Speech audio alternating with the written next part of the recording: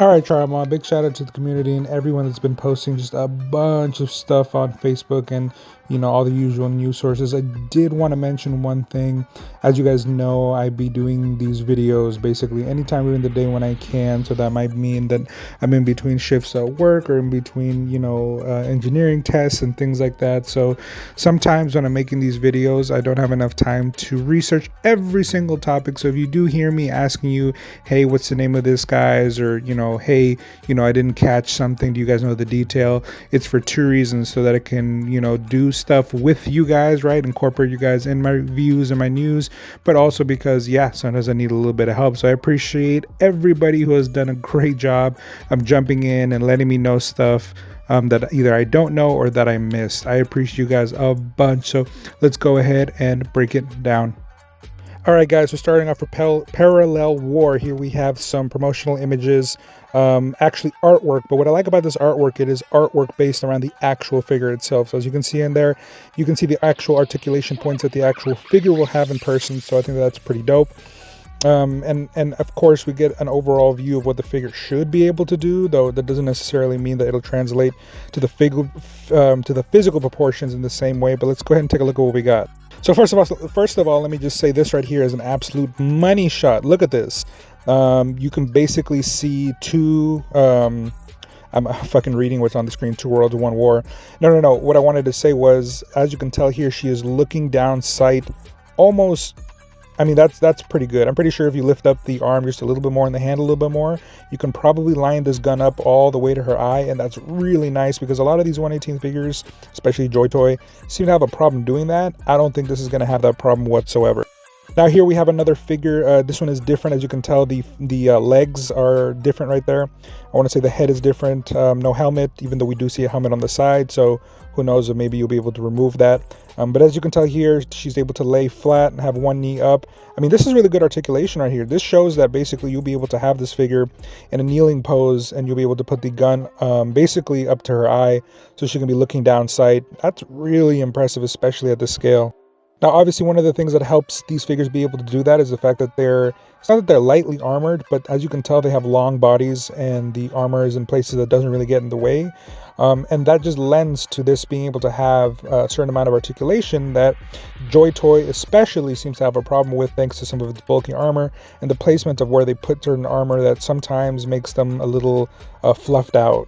Now here we get a good back shot of what it's going to look like, and I really like what they're going for here. I know it's supposed to be kind of like a World War I-esque type of figure, but then done in this almost retro steampunk kind of way, and I just think that's really, really nice. It reminds me of Kabanari of the Iron Fortress. Is that what it's called? You guys know the anime I'm talking about. But definitely exciting overall. I cannot wait to get one of these in my hand. I hope that these will be easier to get than, let's say, a lot of the other stuff from Aoying. The Planet Green Valley and all that. I know it's not the easiest to get right now, which, by the way, little update, Jerry was able to buy a few, and after everything was said and done, he did mention that it was roughly about $60 per figure.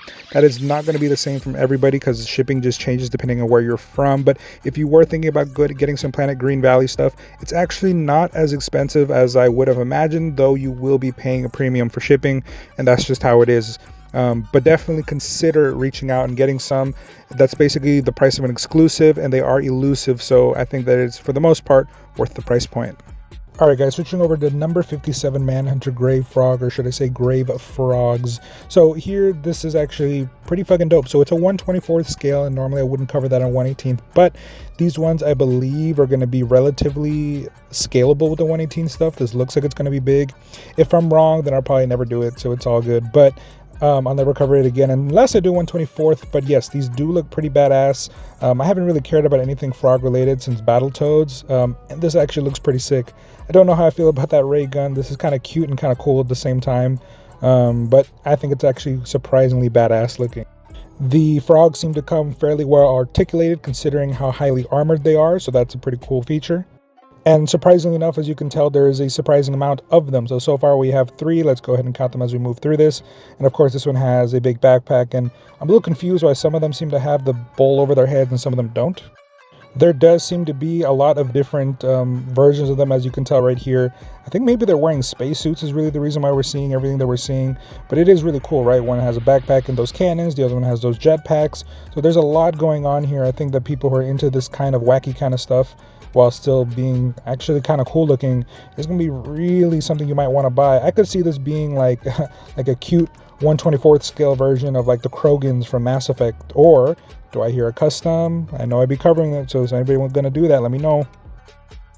All right, then here we have the whole team all together, and as you can tell, some of them have the bowl, some of them don't, some of them look, I want to say, fairly identical. So at least 3 different versions, and then of course the one in the middle that seems to be the only one I've seen that's that brown skin one. But they all look pretty badass, and I hope that they come with cooler weapons, because again, this might be something I'm interested in. Now switching back over to Joytoy. So here we have the Wildcat ATV. So this one is a lot like the ATV we've seen before. The gun on the back looks just a slightest bit different, and then the paint job itself is a little bit different. I like this one a bit more. I think it's the black and grays that I like a bit more. The yellow I don't mind. It makes everything pop. And some of that red is nice too. This is definitely one I'm considering purchasing, but we'll see. Regardless, this is without a doubt another good looking ATV. If you were trying to get one in different colors, or you're trying to get a force of different ones, I think this is going to be something you're going to want to buy no matter what. If you remember, this does come apart, right? The hood comes off, some of the stuff in the back comes off, and it can be just a basic riding ATV with no armor on it, or it can be fully equipped the way you see here, which is nice. Regardless, the aesthetic is going to be really cool looking, and then you will be able to put, you know, weapons in different places. If you remember the last one I showed you guys, there was like a rifle tucked in there, you know, a gun tucked in somewhere else. So there'll be a fair amount of modularity here. I just do hope that at some point we get a 2-seater, because this setup still doesn't make sense, right? It's a turret gun that I imagine someone would have to man, and there's nowhere for them to really stand. And then unless the person is docked, they can't really turn around and shoot. So still a little bit of, I want to say, a short-sightedness from Joytoy, but it's okay. It's still a cool look, and it's just toys anyway. Which really all that means is that this is going to be whatever it is that you want it to be. But I do hope that there's some kind of seat attachment or just other modularity that we'll see later down the line. I think that would help the line a lot, or at least just these Wildcat ATVs. Now this one here, I believe, right, this hasn't been confirmed, if anyone can confirm that with me, is actually going to come with a pilot. So one that's exclusive specifically to buying this Wildcat ATV. Now, I love her. She looks absolutely phenomenal. I think she's a great looking figure altogether. I like the gun that she comes with. I like the choices in armor.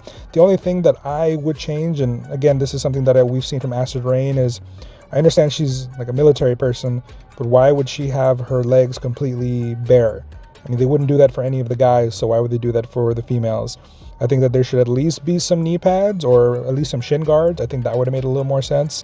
But again, these are very modular. You're able to take armor from other things and put them on. So if I do find a pair of knee guards or shin guards, or I don't know, just lower armor, I think I'm definitely going to do that. Now here you can see a really nice back shot, and of course these figures come highly articulated, very well engineered and put together. So this is going to be one of those that's going to be awesome. And of course, because she has no armor in the legs, or at least, you know, as you can tell, there's not a lot going on there. Her articulation, her just level of articulation is going to be higher than normal, right? Her leg will be able to go further forward, further to the side. She'll be able to get in a kneeling position a lot better, and especially because she's probably going to have thinner legs for being a female character.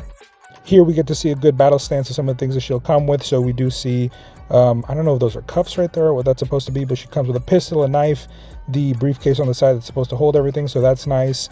This is one of the first ones that I want to say doesn't come with a helmet. So the way you see her is the way she's going to come. There's going to be no helmet to put on her. So that I want to say is new, but I also hope that she makes up for it with overall accessories. And then as you can tell right here, this is everything she comes with. The base body, as you see, with all the armor pieces that you can put on her. And as you can tell, shotgun, rifle, knife, and pistol. So that's really dope. And of course, you can modulate it how you want to. But I think this is going to be a fairly good piece once we finally get it in hand. And then here we just get a promotional shot of everything together. And like I said, it does look good. My only gripe might be those knee pads, because I think knee pads would cover up all the articulation that they kind of can't hide because she's not wearing anything, you know, on her legs. So that'll just be something, but I mean, not a big gripe. This is still something that I'm highly considering buying, and I'm sure many of you are too. All right, so from Forging Soul, we do have these robots here that look honestly very reminiscent of Pat Labor, if you guys remember what that is. Now these are 1/60th scale because I imagine maybe these are supposed to be larger robots, but they are again going to be about a 4-inch scale. So whether or not this ends up being, 1/18th scale, which we already know it's not, it is going to scale well with your Joytoy stuff. Any of your robots, any of your androids, this is going to be generally in the same size. So this is still something that you could buy and technically make it work. And it does look really cool. I do like what we're seeing here, the few guns, a few armor choices. And of course the variety in the different robots that we're getting, right? So we got that black one before, and now we got this blue one right here. Similar weaponry, similar armor pieces, but again, fairly modular. I imagine you'll be able to switch around a lot of pieces. But they also have, as you can tell, a whole array of other things that we're going to be getting of different sizes. As you can tell, on the top we got some bigger guys, and on the bottom we have more of the regular size. But we have a few different colors, almost like the Gundam stuff, like the Leo Gundams that we used to see back in the day. There's definitely a lot going on here. I am excited to see what they might come out with, especially if they, nail price and quality and all that. This white one right here is definitely probably the most reminiscent to Pat Labor, because that's literally exactly what he looked like. Just a slightly different head to the robot that they use in Pat Labor. But the body, the shield, everything looks like a police force. And as you remember, that was basically what the Pat Labor show, anime, or whatever was about. Now, continuing on from Forging Soul, I don't know if this is going to be maybe a slightly separate line because they do look very, very different. But here we also see, and this is what I showed you guys before, the one that looked like the robot from Avatar. So here it is, fully colored with its gun, with its Doom looking gun, and it looks absolutely phenomenal. And the fact that it can get into this pose right here means that the articulation is really good on this, which shouldn't be a problem, right? It is a robot figure, so it should be able to get this kind of articulation out. There aren't the same limitations to like a regular human body, so I do like what we see here. But this right here is where it really starts to get interesting. So I'm not really quite sure what kind of robot this is supposed to be, but if you just take a look at it, doesn't that kind of look like Optimus Prime holding a knife? Like, look at the head shape. I'm not quite sure what this is supposed to be, and we haven't seen it in color. Maybe it's not Optimus Prime, maybe it just kind of looks like it. But for the most part, I think this looks really cool. Let me show you some of the other photos. So maybe here it looks a little bit more a little less Transformer-esque and a little bit more just, robot-esque. But I love what I'm seeing here, the big samurai sword and the, general samurai look to it. I really like what we have going on here, and this is absolutely cool. So I am hoping that we're going to be able to see these in color so we can get a better understanding of what we're seeing here. It's sometimes hard to consider what a figure actually looks like until you see the color, and then that's what solidifies how badass a figure can or cannot look. And in this case, I already like the base of what I'm seeing. Now, I can't necessarily tell from the photo if this is one of the two that we just saw. Again, they're all in gray, so it's hard to tell which one is which, but I'm seeing what looks like at least a gun here. So these are going to come with swords, guns, and all kinds of weaponry, and I love being able to see that. Now, as I might have mentioned before, these are 1/60th scale, so as you can tell, this one right here that has two mechs inside, or should I say two humans piloting it on the front, those are obviously not going to be Joytoy size. The figure itself is Joytoy size, maybe a little bit bigger, so these humans are super tiny. So maybe you won't be able to use this with your Joytoy stuff, but if you do get into the line, just remember these are going to run about maybe 4 inches tall. And here we have another one, and this definitely looks like some kind of builder robot.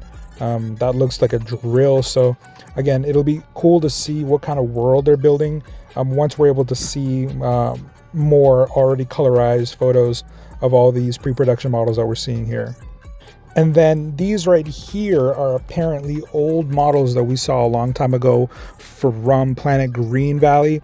Now, I'm not sure if these are some of the same ones that we saw painted the other day when I was covering it a few episodes back, but this is really cool looking. The articulation does look phenomenal, and the gun that he's holding looks obviously very realistic. So this is definitely something that I would like to see Planet Green Valley do, especially considering that they're already hard to get. So it would be nice to see, more releases, especially like this.